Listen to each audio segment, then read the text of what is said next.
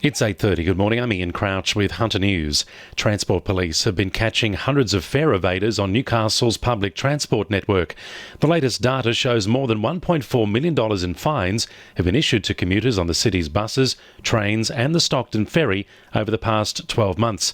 However, only 3 fines have been issued to commuters on the city's light rail line since it started in February, with officers choosing to issue 78 cautions instead. Anyone caught travelling without a valid ticket faces a $200 fine. A Belmont man charged over a fatal crash on the Stockton Bridge will be sentenced later this year after pleading guilty to dangerous driving causing death and causing bodily harm by misconduct. The Herald reports 46-year-old David John Evans clipped another car while overtaking, causing his Ford Falcon to spin out of control into oncoming traffic.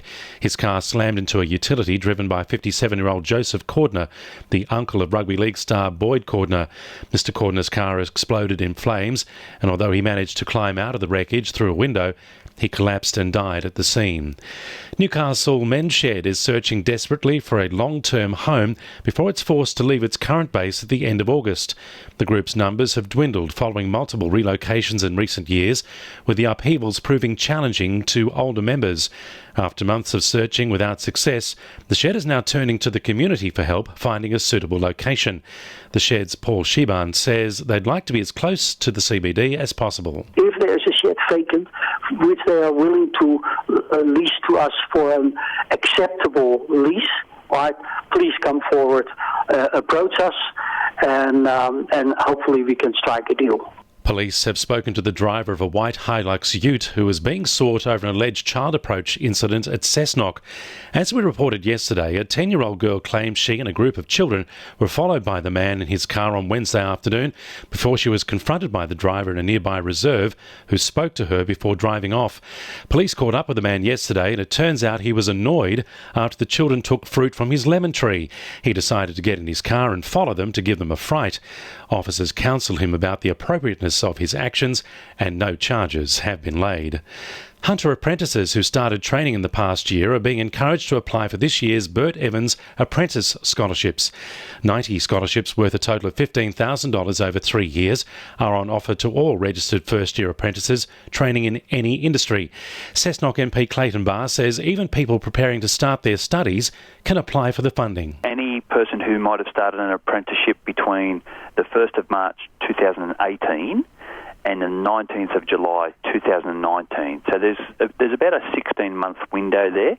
If a young person has recently started an apprenticeship or might be starting an apprenticeship in the next couple of weeks, then they can apply. 2NURFM Sport. Breaking news in NRL and rugby union circles, with Wallabies coach Michael Checker confirming he's contacted Knights fullback Kalen Ponga in an effort to convince him to switch codes. Ponga is currently one of the biggest stars in the NRL, however played rugby as a junior and has stated his desire to one day represent the All Blacks.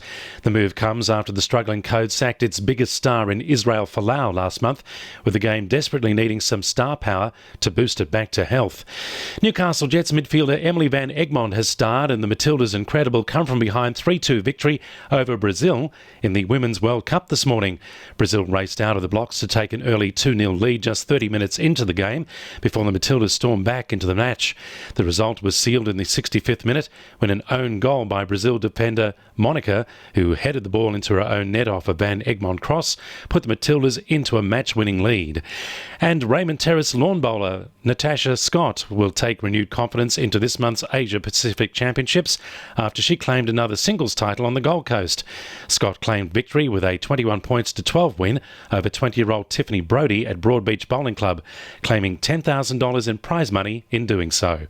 And the winning numbers in Powerball are 8, 17, 23, 5, 1, 25 and 11, and the Powerball number is 3. 2NURFM News Time, 26 to 9.